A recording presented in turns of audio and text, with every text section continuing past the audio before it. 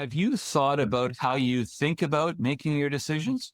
This is Make Better Wealth Decisions, a podcast about financial blind spots, decision making, and how the reality of higher rates, global tensions, and tariff instability impact your investments. I'm your host, John De Goey, a portfolio manager with Design Securities in Toronto. A few days ago, I had a conversation with Warren Collier, who is a long-standing veteran of the financial services industry who has done a lot of work all over the world, oftentimes in very senior management positions. Warren's a great person to talk to because as time goes on, he has come to realize that a lot of what is part and parcel with the financial services industry and being successful as an investor and as a manager of people who work in the industry is to think about how you make decisions, which is to say, think about how you think. And a lot of people, and we talked about this on the podcast, a lot of people make decisions because they're hardwired and they do things because they've always done them the same way. They don't often stop and think about what's the process? What are the principles that I'm trying to apply here? Instead, a lot of people make most of their decisions quickly.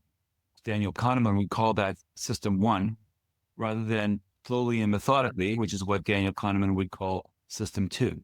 Now, making quick decisions works most of the time, and I'm talking 90 or 95% of the time.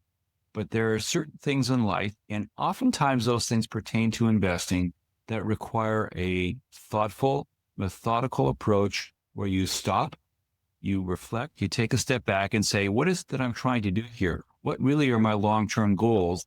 And what attitude should I have, or what actions should I take or not in my attempt to accomplish those goals?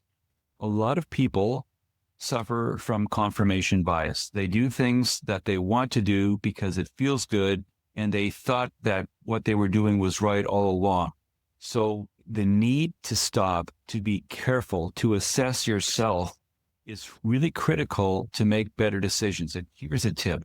A lot of research has shown that we're poor at recognizing our own blind spots, our own biases. If you therefore want to make better wealth decisions, a great way to test how thorough you are and how committed you are to the decision-making that you're engaging in is to find a buddy and to sit down with that person and ask that person to tell you what they think of your biases, what they think of your decision-making.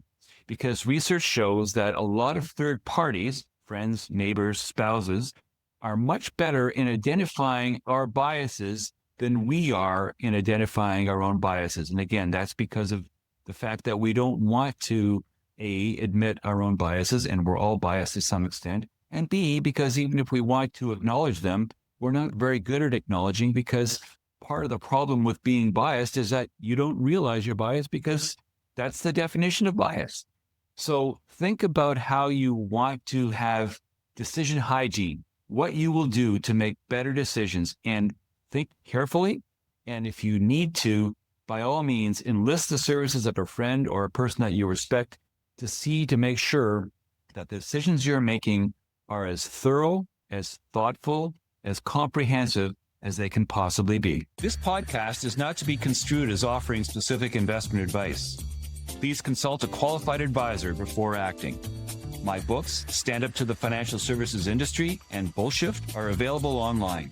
If you'd like to meet to discuss how the topics in this podcast affect you directly, please visit my website.